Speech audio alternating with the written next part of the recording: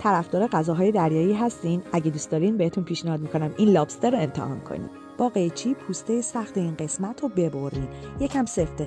خیلی آروم از دو سمت بازش کنین تا به فیلش برسین. داخل فیله رو چک کنین که اگه رگی هست اونو بردارین. بهش نمک میزنین. داخل کره آب شده یه دونه سیر رنده میکنین و تمام قسمت‌های فیله رو از این کره و سیر میمالین.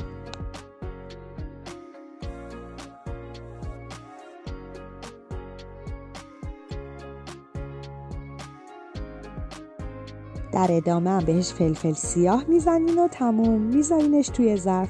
با همین پوسته بذارینش داخل فرن که فیلش خوش نشه. تو دمای 180 درجه به مدت 25 دقیقه. در آخرم آب لیمو ترش تازه میریزین روش و میل میکنین. من خودم خیلی دوست داشتم. البته غذاهای دریایی خیلی ذائقه‌ایه. امیدوارم شما هم درست کنین و حالشو ببرین.